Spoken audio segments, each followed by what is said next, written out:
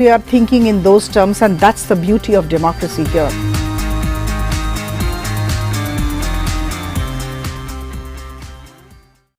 दीदी नौकरी लग गई। अरे वाह, बधाई हो। तो अब तो ढेर सारी शॉपिंग। हाँ दी, नया मोबाइल। अरे रुको शहजादे, सैलरी से पहले खर्चे। इंस्टेंट लोन भी तो मिलता है। पहले बजट बनाना सीखो, फिर खर्च करो। पर दी, देखो, कमाई का एक हिस्सा हमेशा बचाना चाहिए, लेकिन पार्टी देने से नहीं बचोगे तुम। हाँ दी, पार्टी मेरी, बजट तुम्हारा। अच्छा। आरबीआई कहता है, सही वित्तीय बर्ताव करे आपका बचाव।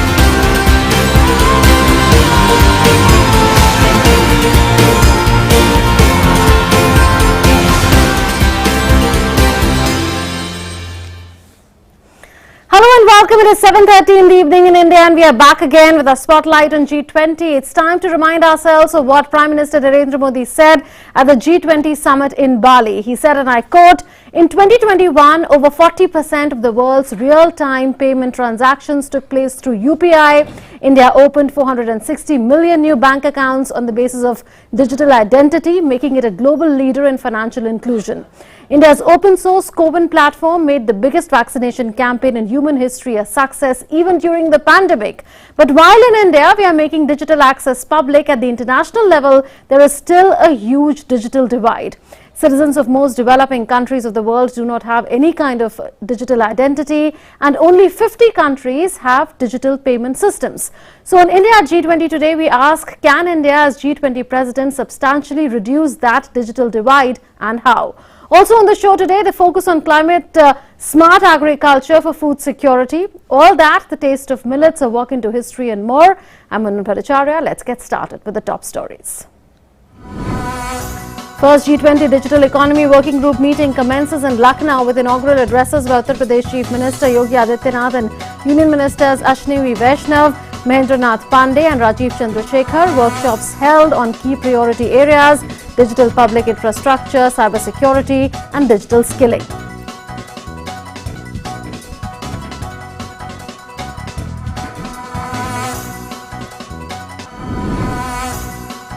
In an exclusive conversation with DD India, CEO of Digital India Abhishek Singh says India is showcasing its pioneering role in digital technologies for improving lives of people at the Digital Economy Working Group meeting.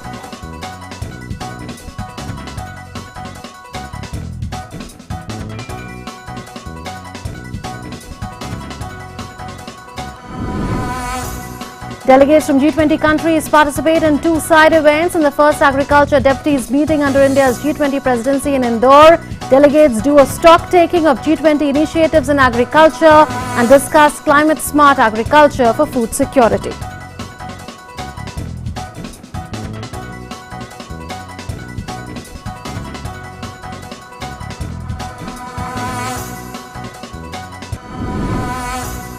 On the first day of the G20 meeting in Indore, delegates take a heritage walk of the city, visit the historic Rajwada Palace and enjoy local culture and cuisine.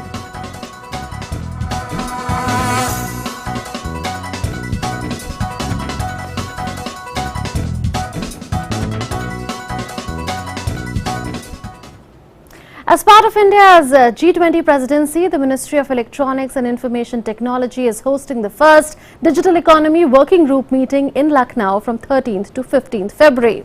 The meetings during India's presidency will endeavour to work towards the vision of digital transformation and a global digital economy as a means of fostering innovation and delivering public services in a cyber-secure environment through a digitally skilled workforce. Addressing the inaugural session, IT and Telecom Minister Ashwini Vaishnav announced that India would be launching Made in India 4G and 5G Telecom India stack this year. Here's a report from our correspondent Ajay Mishra from Lucknow. The vibrant city of Lucknow is discussing global challenges that lie in the way of building a secure global digital economy during the first G20 Digital Economy Working Group meeting. While the main event kicks off on 14th of February, the first day started with side events comprising 5 workshops. The side events focused on Digital Public Infrastructure or DPI, sharing implementation experiences of digital identity in various countries.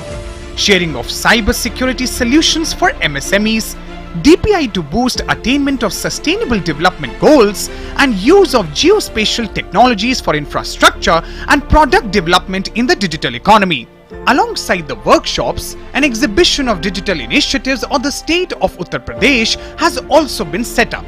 Chief Minister of Uttar Pradesh Yogi Adityanath, along with Union Minister for Information and Technology and Telecom Ashwini Vaishnav, formally launched the meeting on Monday. After successful rollout of Aadhaar ecosystem for citizen identity, Bheem UPI for digital payments, COVID management public platform CoWIN, India is now ready to roll out Made in India 4G and 5G Telecom India stack this year. Our Prime Minister decided to develop 4G and 5G telecom technology stack, and within a very short time frame of about 20 months, the team India has developed a very robust, totally virtualized, absolutely as per global standards, a telecom technology stack that was initially tested for 1 million simultaneous calls, then it was tested for 5 million simultaneous connections, and last December it was tested for 10 million simultaneous connections. This year the entire technology stack will be rolled out throughout the country. Of course, 5G is being rolled out using global solutions, but in line with the global solutions that we have, there will be a solution from India, designed in India, made in India, and trusted fully as per global standards. Smart Advanced Manufacturing and Rapid Transformation Hub or SAMARTH is also part of the discussions at the Digital Economy Working Group meeting. SAMARTH is an Industry 4.0 initiative of the Ministry of Heavy Industries, and Fourth Industrial Revolution is the cyber-physical transformation of manufacturing. The meeting focused on robotics and automation in the automotive sector. इन राष्ट्रीय केंद्रों को समर्थ उद्योग नाम बड़ा ही उचित दिया गया है, जिसमें समर्थ यानी smart and advance manufacturing and rapid transformation hub, ये राष्ट्रीय केंद्र ऐसा माहौल बनाने में मदद कर रहे हैं जहां विनिर्माण को, मैन्युफैक्चरिंग इंडस्ट्री को, खासकर छोटे और मझोले उद्यम डिजिटल उद्योग प्रौद्योगिकियों को अपनाने के लिए साथ साथ आगे बढ़ सकें और उनमें कौशल विकास भी हो सके. Fourth Industrial Revolution, which is the cyber-physical transformation of manufacturing, said that G20 delegates will discuss issues such as making the internet safe and accountable to citizens, along with digital skilling for future generations. We are living in absolutely exciting, unprecedented times for all those who are engaged with technology public policy making and policy making. What we have seen in the last 5 years is, I believe, a tip of the iceberg. The next decade, as we see it, is a decade of technology opportunities. And I think for the youth and the young people of all our countries, technology represents an ability to grow, innovate, prosper in a manner that they haven't seen and had opportunities for any time in the past many years. An exhibition and virtual reality experience center showcases how Digital India has transformed the lives of billion-plus population in India using cutting-edge technologies. Visitors can engage with more than 40 digital transformational initiatives at the Experience Center. India sees its G20 presidency as a unique opportunity to showcase the success of its digital economy to the entire world, to meet the goal of making the global digital economy truly inclusive. After the successful completion of Global Investors Summit, the city of Lucknow is hosting the Digital Economy Working Group meeting. There are 11 such meetings happening in Varanasi, Agra and Greater Noida. The working group focus is on public digital infrastructure, cyber security in digital economy and digital skilling. With camera person Sumit Nodial, Ajay Mishra, DD India, Lucknow.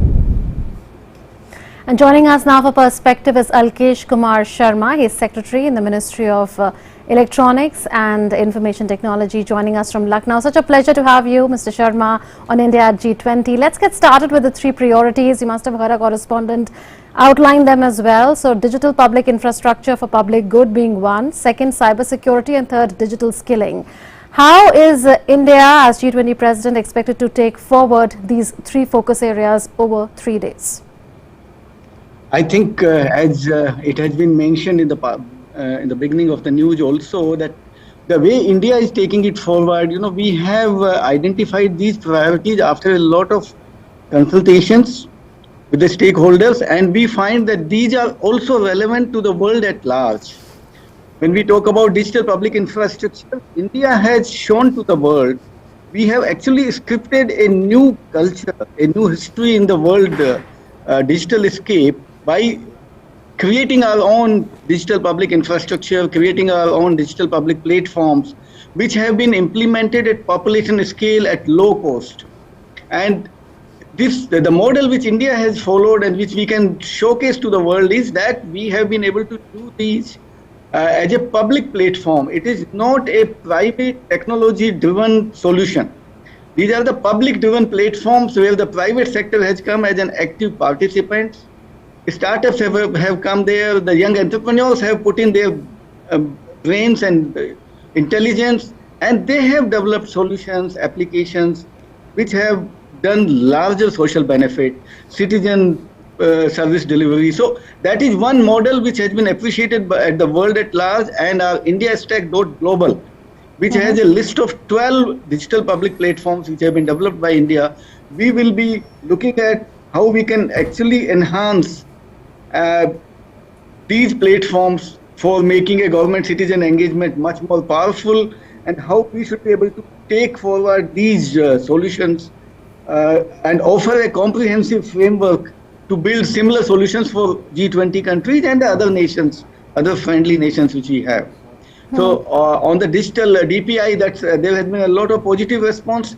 In the run-up to this event itself, we have been holding this stakeholder consultations. We held India Stack Global Developers Conference, which was attended by almost 12 countries. Besides our Indian developers, the idea was that how we make it better, how we can make it easy to implement in those countries, and also identify what are the kind of bottlenecks where we need to work out solutions in consultation with these countries.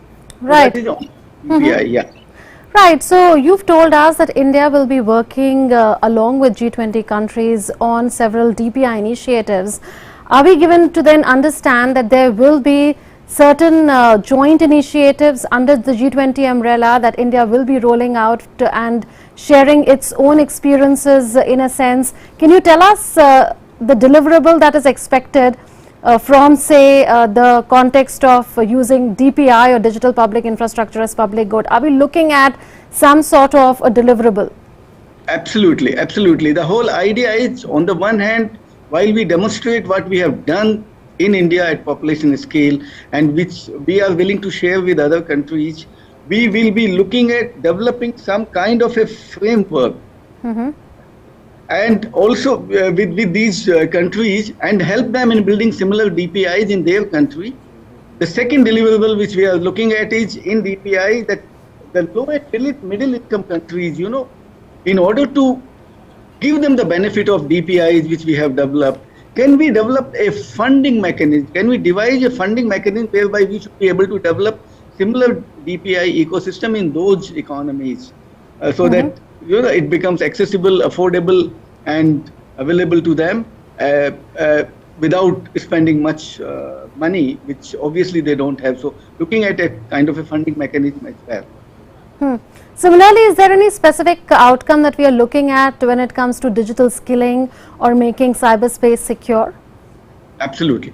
On the digital security, on the cyber security space, again, India has done a lot of good things. If we look at the kind of ISP gateways, the way we have made those secure, so that we are stopping a lot of malwares, a lot of attacks at the gateway itself, and then we are also making our endpoint security, our technology, our processes smart and cyber secure, so that general public also should imbibe the good as they call it, cyber security hygiene.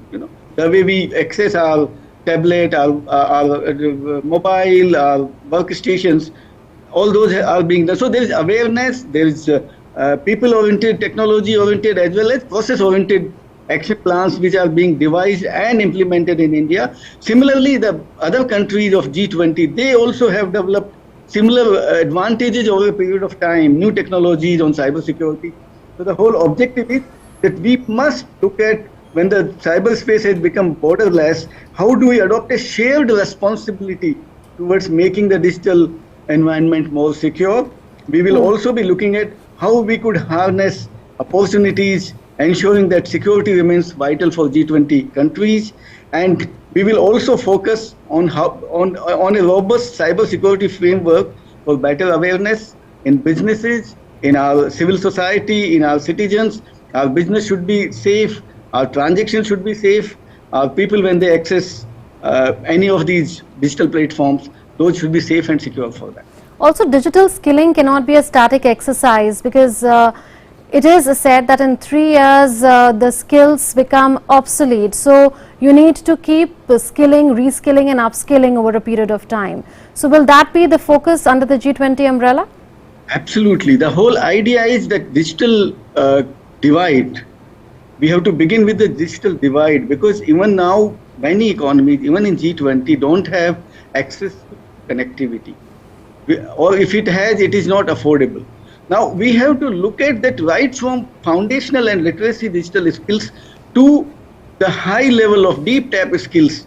We need both. So we need skilling, we need upskilling, we need reskilling.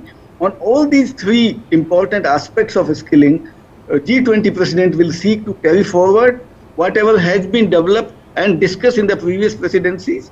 And we are also looking at to develop a common reference framework for facilitating mutual recognition of digital skills, so that there is seamless movement of digitally skilled manpower from India to other countries to help developing skills there, developing technologies, developing digital platforms there, and creating a lot more employment opportunities. So that will be one of our major outcome, as well as setting up a center of excellence where we share the best of skills, best of curriculum, best of training modules which have been developed by different countries. So this center of excellence should become a repository of all that, and we should be able to share it seamlessly among these countries. So there are major outcomes that are expected going forward from the Digital Economy Working Group meeting. Thank you so much, Mr. Sharma, for joining us with your views on India at G20. DD India correspondent Ajay Mishra spoke exclusively with Abhishek Singh, CEO of Digital India, on the digital technologies being showcased by India at the Digital Economy Working Group meeting in Lucknow, the future of Digital India and more. Listen in. We have with us a very special guest, Mr. Abhishek Singh, who is the CEO of Digital India and in charge of showcasing the India's digital might to the world at G20 Working Group meeting. Sir, thanks very much. What is the core focus that we are going to showcase to the world in G20 meeting? See, in the G20 meeting, the whole world recognizes India to be the pioneer with regard to using digital technologies for improving life of citizens, whether it's education, whether it's healthcare. How we have achieved that, how we have implemented projects at the population scale is the idea of showing that. So what we are showing is that people of Lucknow, people of Uttar Pradesh should also get to know how these technologies work, in what way they are transforming lives, and in what ways they are going to further impact our lives in the days to come. So we have also, used the artificial intelligence, machine learning kind of thing. I can see the AR and VR. So can you please explain us how it is going to change the world? See, artificial intelligence is something which has become a buzzword, but very often people don't understand how artificial intelligence works. So one of the applications of artificial intelligence is in language learning models. Like India is a diverse country, we have 23 languages. So how we can use voice command to convert to text, speech to text, text to speech, and speech to speech translations. So with that, we have an example of Ask AI, in which you can ask anything to the AI model in your language, in your speech, and then the AI model will find the answer and give you the answer. It's a very simple application, but it explains how AI works. Perfect, sir. But many people don't understand what the machine learning is. I think also you are going to showcase that you have also used the AI in Gita, for example. So what exactly can we do with that? See, artificial intelligence works with the basis of training a model by using data sets. So what it does is that we have a lot of data sets. So machine learning is training a model in trying to explain what it is. So for example, if there can be images, like there can be image of a cat and the image of a dog. So you have to train the software that a cat is a cat. So if you show them multiple pictures of cat and they show that this can be a cat, this can be a cat, this can be a cat. Then you show a dog, they say this is not a cat. So the model learns, and next time you show a picture, it will be able to guess whether it's a cat or a dog. So similarly, the information also, when we have a lot of data about so many things, about in agriculture or healthcare or something, you can use AI models to train engines which gives information. One very simple example is that we all know that one of our most revered scriptures is the Gita, and Gita has answers for almost all life problems. So what we have done is a very simple model that you ask a question, and then the software with its training with the machine learning model searches the exact Gita verse which gives you the context of that problem. So most people do not have the time or the inclination to read the whole Gita. But what they can do is that they can ask common problems they are facing, and the AI tool, the AI app, will give you the exact shlok or exact verse in Gita which explains that. That's what AI in Gita has been done. But sir, the digital skilling is very important for India going forwards. How are you going to tackle this problem, or the issue of this digital training for the youth? Because Industry 4.0 and the next, the budget has talked about the 4th generation of skill development. So what is the plan out there? See, the way data science and artificial intelligence, emerging technologies are evolving, the next set of jobs that will come will be in these sectors only. So we need to have a plan for training people in these. So we have one program called Future Prime Skills, in which we are training millions of Indian students in getting to understand how AI works, how data science works, how blockchain works, how IoT works, and that helps them in getting trained so that they will be better equipped to find jobs in this sector. Finally, the Digital India, the power to empower, that the campaign that you have championed, what is the next 2.0, if I can ask you, what is the in Digital India 2.0 going, where it is going from now onwards? See, like Digital India's motto is power to empower.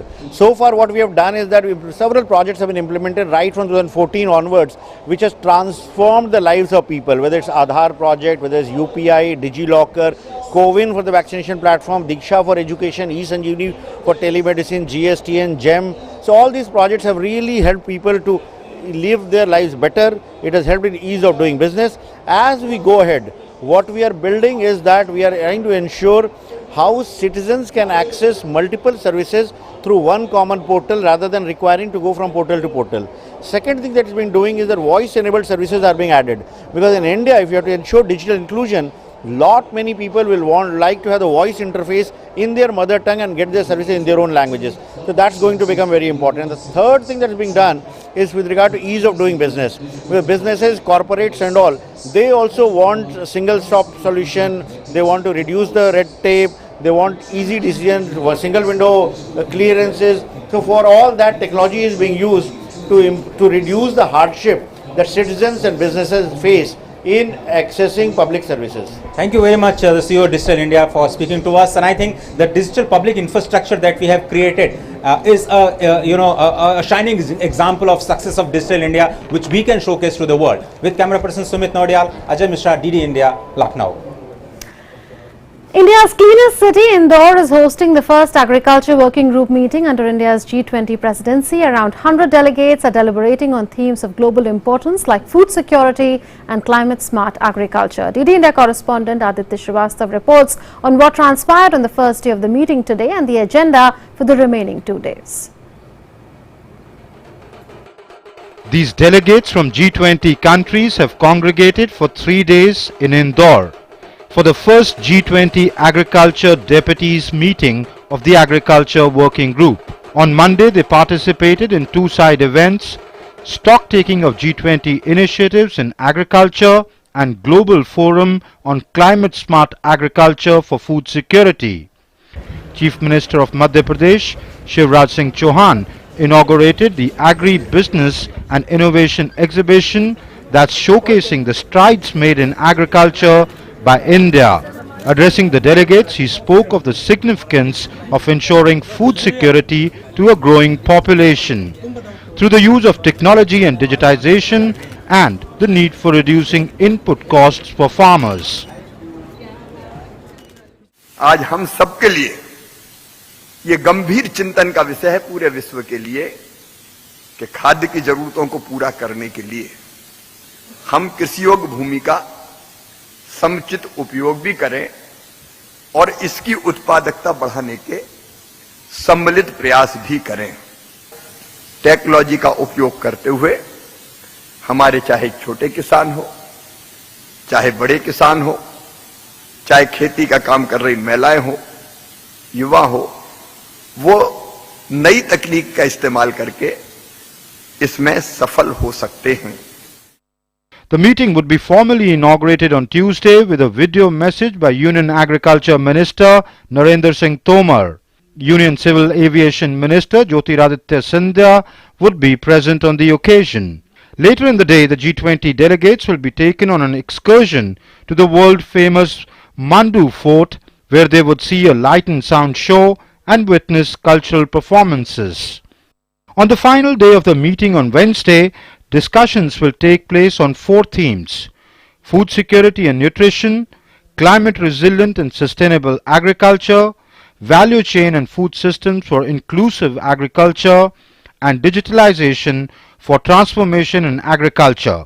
98 delegates from G20 countries, the invitee countries, and national and international agricultural bodies are participating in the meeting. This Agriculture Working Group meeting is not only proved to be a proper platform for sharing innovation ideas taken by the G20 countries in the sector of agriculture reform, but it will also create a new picture of India moving towards the modern agriculture in front of G20 countries delegates. With camera person Pradyum Dubey, Aditya Srivastav, DD India, Indore.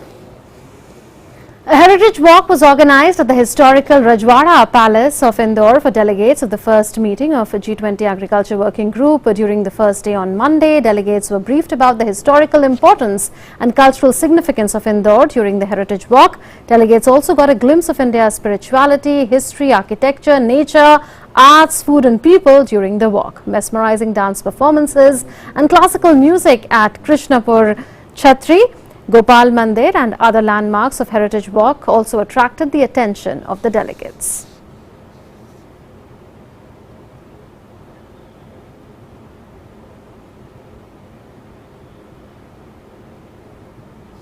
India is celebrating the International Year of Millets 2023 at the first Agriculture Deputies meeting of Agriculture Working Group under its G20 presidency in Indore. It showcased its rich variety of millets that are climate smart and nutritious and grown by over 85% small farmers in India.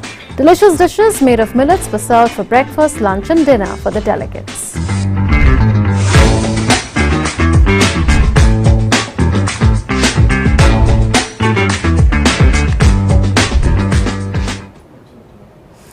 Nutritious food for G20 delegates being served at most of the G20 meetings. Thank you so much for watching India G20. Namaskar.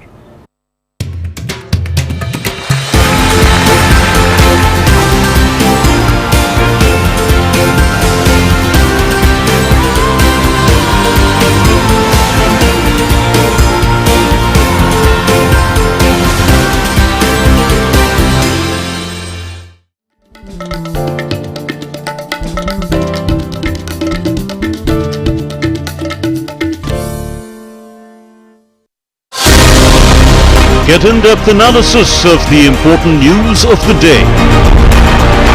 Spotlight on day's newsmakers. Expert comments to dissect the news. Get the finer points of the matter. Watch Dateline 5 p.m. on weekdays on DD India.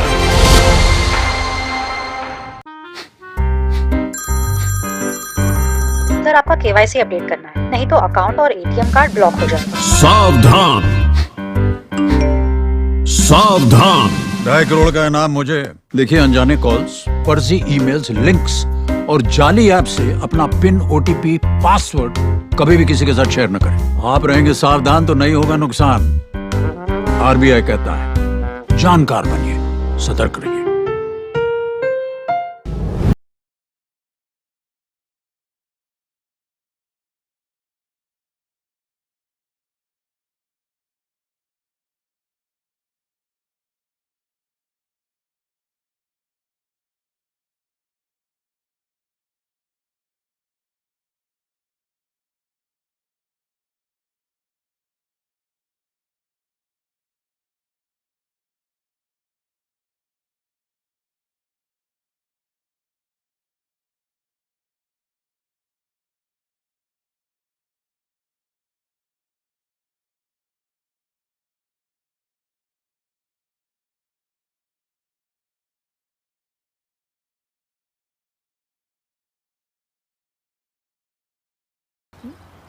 किसका?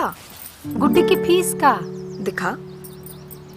20,000 का loan तुरंत। पता है कौन दे रहा है, ब्याज कितना है? लोन विनियमित संस्थानों से ही लें और कर्ज उतना जितनी जरूरत, वो भी जांच कर। हो गया इंतजाम। पगार एडवांस में भेजिए।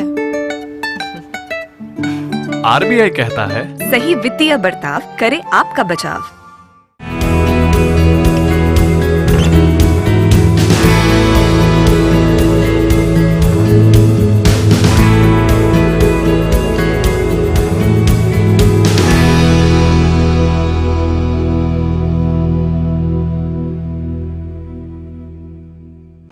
Namaskar and welcome to Changemakers. I'm Shubhendu Ghosh.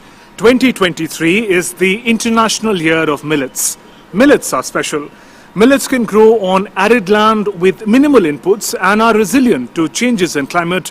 They are therefore an ideal solution for countries to increase self-sufficiency and reduce reliance on imported cereal grains. Today, let's talk about entrepreneurs who are taking the culinary and nutritional legacy of millets forward.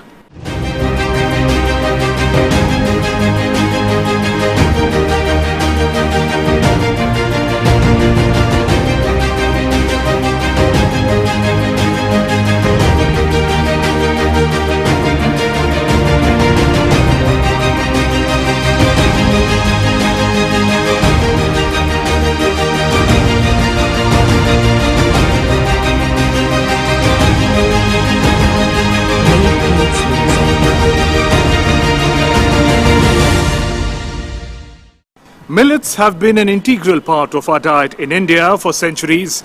In addition to a plethora of health benefits, millets are also good for the environment with low water and input requirements.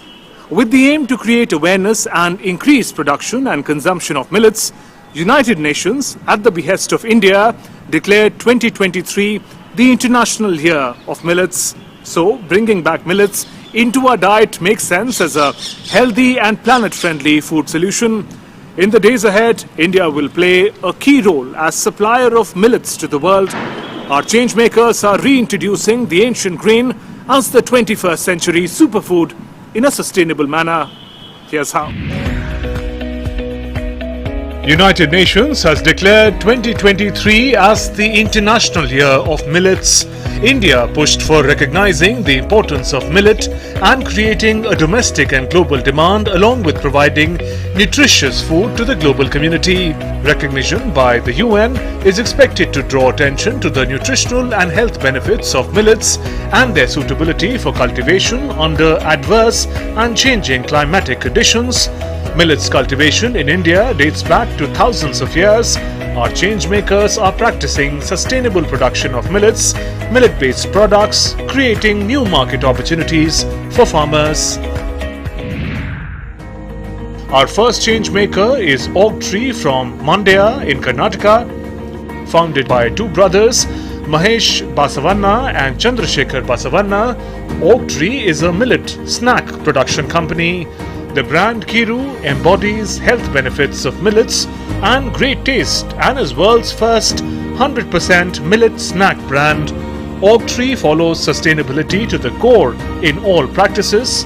Sustainability in terms of production and delivery processes, economic and environmental sustainability. The team produces finished products where the millets are grown, working directly with the farmers and passing on their rightful benefits to them. Farmers form the core of the company and engage in all functions at the factories. Millets, with their high nutritional value, are ideal for everyday consumption. The founders were keen on reintroducing the lost grain back to the communities. Today, Kiru offers millet cookies, millet crunchy snack, millet chicky, millet dry fruit bar, and immunity bars. The company is continuously experimenting and innovating to bring more products into the pipeline to offer a wide range of localized flavors and international flavors with millets as its base ingredient.